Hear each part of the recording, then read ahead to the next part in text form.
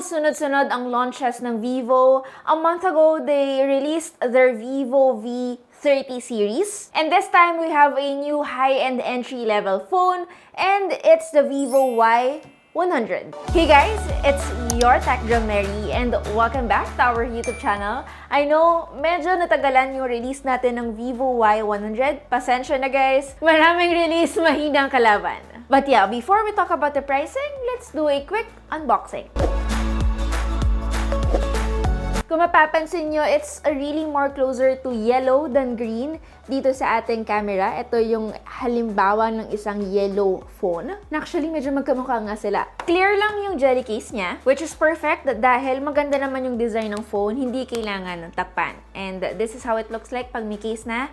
And by the way, yung case niya ay may kasamang cover for the USB Type-C port. There is also the paperwork. And yung pinagmamalaki ng phone na to, yung 80 watts fast charging power brick. And lastly, of course, the USB Type-C to USB Type-A cable. Uy, hindi ko na makalimutan, hindi pa pala yun last yung panundot natin, syempre. Okay, so the moment that you guys are watching this video, it's already available. Pwede na kayong mag-walk-in sa mga Vivo official stores or pwede na rin kayong bumili sa mga online stores nila. For the official pricing, there is two variants available. Both has an 8GB of RAM, but for the 256GB variant, the SRP is 13,999 pesos, while the 128GB storage is 12,499 pesos.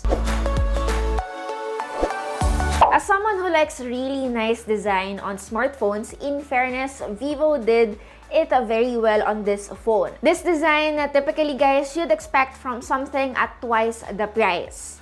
At the same time, hindi lang siya aesthetically pleasing and very trendy, but it feels like the build quality is really good. Mararamdaman mo rin naman yan sa isang phone once na hinawakan mo siya. It's also worth mentioning that the Vivo Y100 has an IP54 rating for dust and splash resistance. So meaning kahit papano, it is splash proof. Masasurvive niya yung mga minor rain, pero I wouldn't say na full immersion pwede siya. There is also two available colors here in the Philippines. What I have is in breeze green, but this is also available in crystal black. By the way, yung mga color shift effect niya is only visible on this one kasi yung black version nito, wala siyang ganitong arte. Anyway, since it has very flat sides and matte yung finish niya, it's really not that hard to use without a case. At the same time, I had to clarify kasi considering Vivo Y series, most of the time they use plastic talaga on their back panel.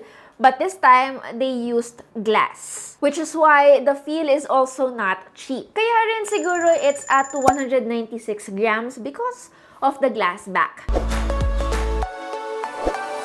Now, I think where the Vivo Y100 really shines is the display. Actually, it's 120Hz AMOLED display, which was able to give me really sharp text and lush colors that only an AMOLED display can offer with a high refresh rate. There's also a smart twitch option sa kanyang settings, but I wouldn't say it's 100% accurate. So most of the time, I end up using the 120Hz refresh rate option. Hindi rin siya gaanong masakit sa battery because it has enough naman, which is 5,000 mAh.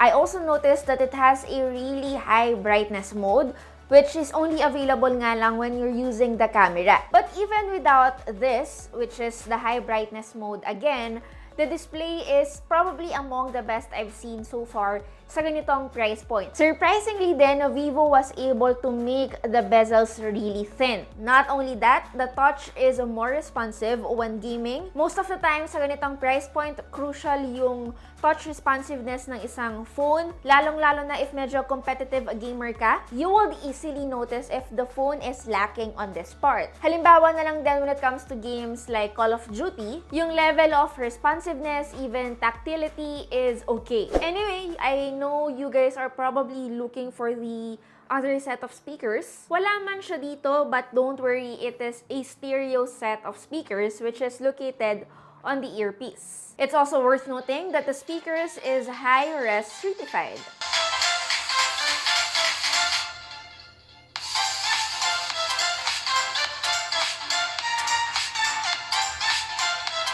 So design, display, and even audio performance, I doubt you will be disappointed with the Vivo Y100. I did mention that this has a 5,000 milliamp hour. I wouldn't say it gave me 2 days of battery life experience just like what the brand is marketing it, but I would say it's almost close to that. Now, what's accurate is probably the 80 watts fast charging, wherein it gave me 0 to 80% of charge in about 30 minutes. Again, that is fast for a phone at this price point. I think the Smart Charging Engine 2.0 also really helped when it comes to keeping the temperature down to a manageable low without overly warming the phone. Grabe, sunod-sunod, magaganda yung mga aspeto ng Vivo Y100 na na-mention ko.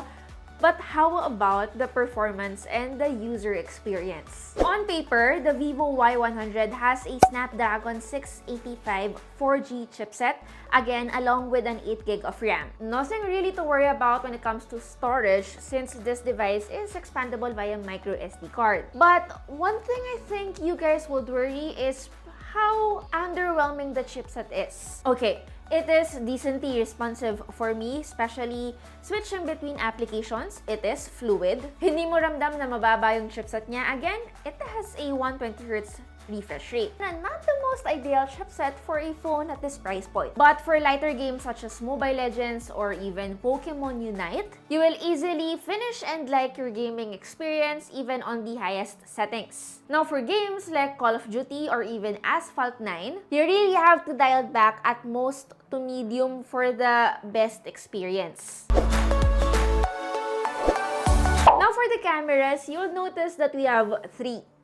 But no.